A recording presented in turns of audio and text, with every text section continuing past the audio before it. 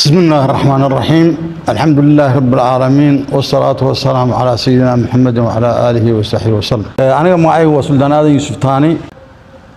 أولا مركورة وعن ذلك السلام إنا ضدك مقال كنجي مقال كنجي قاني أنت نقولن بقى. السلام عليكم ورحمة الله وبركاته.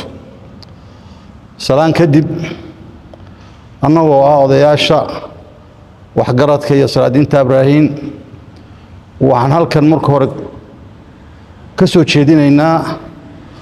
oon leenahay inna lillahi wa inna ilayhi raaji'uun. ilaahay dhacdadii ka dhacday doolo ee foosha xumayd dadkii dhalinyarada ku dhintay dhan kastaba hadduu Ibraahin yahay iyo hadduu Ismaaciil Gumcale yahay iyo hadduu ciidamada yahayba ilaahay dhammaanteen samir iimaan Allah inaga siiyo iyagana jannatu firdawso Allah ka waraabiyo. inta kadib tacsida kadib waxaan ku baaqaynaa waxaan u mahad celinaynaa cid kastoo dhacdadan ka xanuunsatay ama ka qayb qaadatay ama si positive uga hadashay iyagana haday dawladda tahay iyo haday dadweynaha kale tahay waxaan leenahay aad iyo aad baad mahadsantihiin. waxaan kaloo ku baaqaynaa nabad baan ku baaqaynaa hadaan nahay waxgaradka Ibraahin waxaan nabadaas in la qaato oo waxa dadka walaalaha dhexdiisa islaax beenaas aan ka shaqeyno yaan ku baaqaynaa. waxaan leenahay hadaan Ibraahin nahay annaga gogasha dhigayna walaalahana gogasha u dhigayna nabad baan ku baaqaynaa. dadka islaamka iyo dawladana waxaan ka codsanaynaa inay nagala qayb qaataan. waxaan intaa ku daray waan ognahay colaad dhibaatada ay leedahay waxaan goobjoog ka ahayn tii ugaas kooshin 150 qof baa ku dhimatay 7 gabdho tahay wax faa'iido laga gaaray ma jiro. tii sheekhash heer Cabdullaahi ognahay sheekhash gudaheedaan ognahay heer Biciidaan Ismaaciil Gumcale ognahay waxaan ognahay maraxaan iyo heer Biciidaan yani dadkaas waxay ku dhinteen oo ficil xun ahayn ma jiro. waxaan aaminsanahay hadayna dawladdu ina dhex gelin tii Cali iyo Haaruun ama tii ugaas kooshin tuka badan baa dhici lahayd. marka walaalayaalow ehelow waxaan ku baaqaynaa nabadan annaga gogasha dhigayna mudan madaxweyne waxaan ka codsanaynaa hawshaas way soo noqnoqotay dad badan baad u dirtay maanta inaadan cid kale ku aaminin adigu inaad hawshaas gacanta midigta ku qabato. waxaan kaloo ka codsanaynaa madaxweyne nin la dilay isaguna wax dilay in la dilana ka yaabaya damaanad qaab naftiisana aan haysanin. waxaan leenahay ninka inaan ma taqaanaa ka daba taggiisu waxa way annaga xil naga saaran inaan dadka qoryaha ka dhigno laakiin ka daba taggiisu inuusan keenin ma taqaanaa isku dhac dambe taana in laga digtoonaado waan ka codsanaynaa. assalaamu calaykum waraxmatullahi wabarakaatuh. بسم الله magacay waa Axmed Nuuriye baaqa odayaasha ay soo jeediyeen iyo garowshahaas waxgaradku wuxuu isla gaadhay in beesha Ibraahin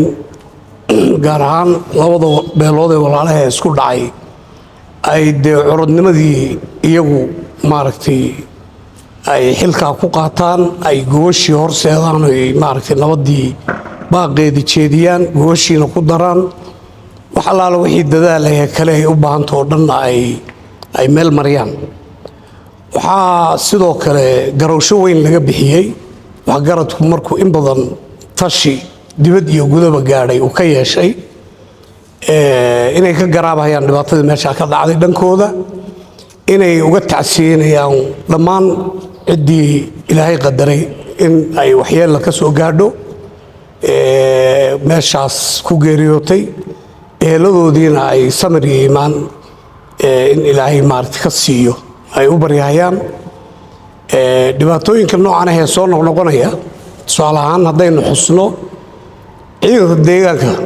wuxuu u asaasan yahay 90% inuu reeraha iyo khilaafyada maaragtay beelaha dhex mara inuu kala dhex galo mana dhicin intii isbedelku hadda xukuumadda hadda jirta intay dhisnayd madaxweyne Mustafa uu hoggaanka hayay laba beelood oo si bannaan isugu talax tagay si weyn ciidan labada dhinac laga dumay inuu si weyn isugu dhaco ma dhicin tuugaysi iyo arare iyo maarad kala qabasho iyo kala gaadhid iyo wax lamid ah cid waxyaalo ku soo gaadha mooyaane tanina tiun bay la mid tahay ciidanku wuxuu ka hortegay dhibaato weyn oo laba beelood ka dhex dhacda xaqiiqo weeye taa bogaadin bay ku leeyihiin hambalyay ku leeyihiin in lagu maaragtay garab istaagay mudan yihiin intii alla qadaray baa ku dhimatay wayse kooban tahay waa caymo dhibaato weyn baa la baajiyey inaan dhammaanteen aqoonsanno weeye waana in loo hoggaansamo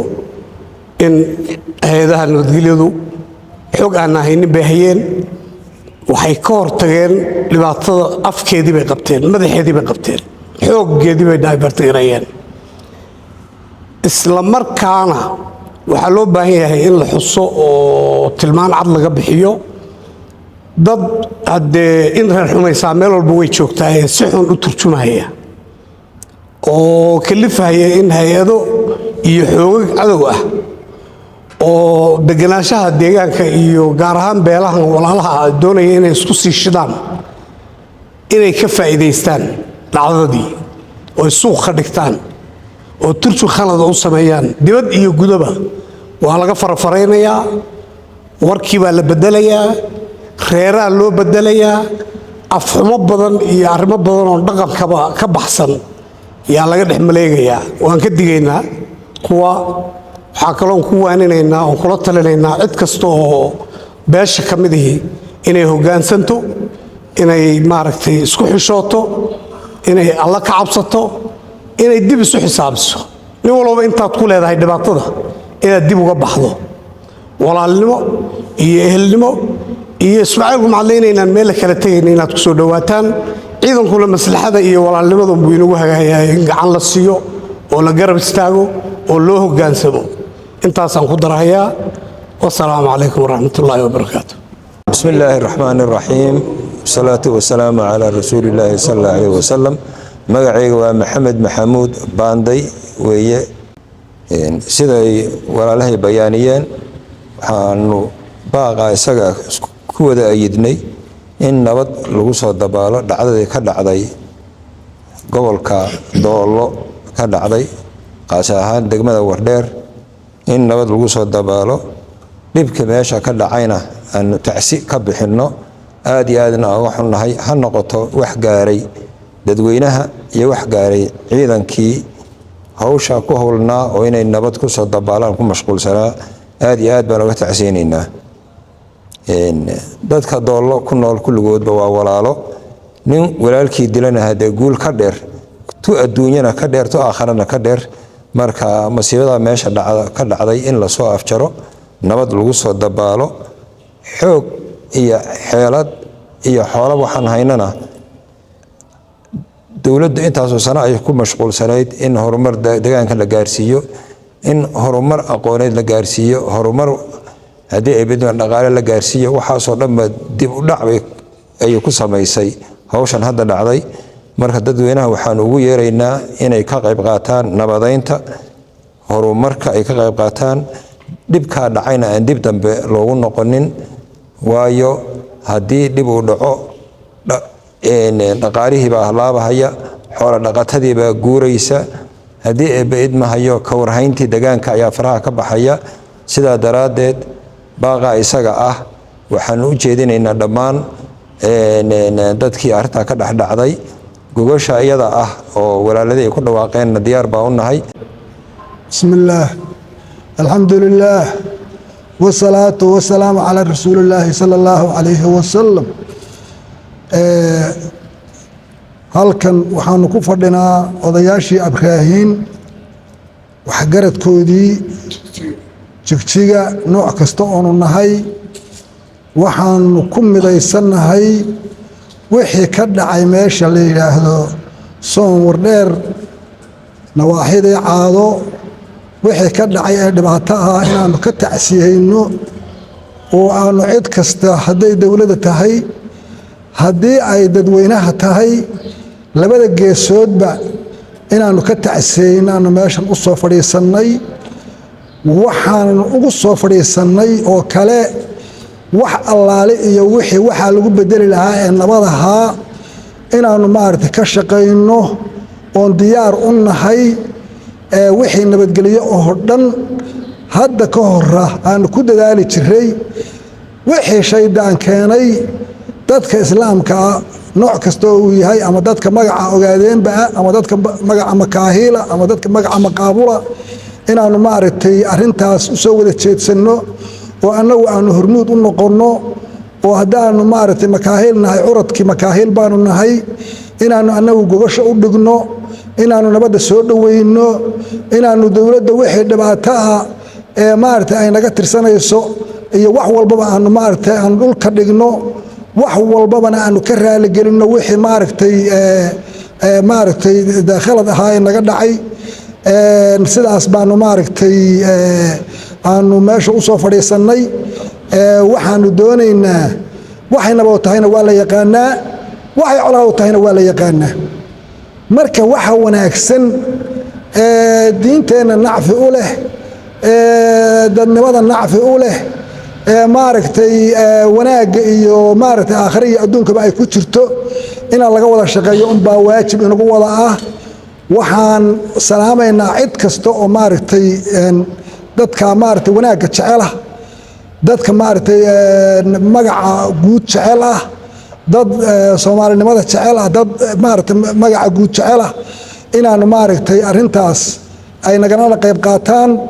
aanu ku soo dhaweyno nabadgelyo aanu maaragtay walaalo iyo maaragtay is-afgarad wanaagsan aanu samayno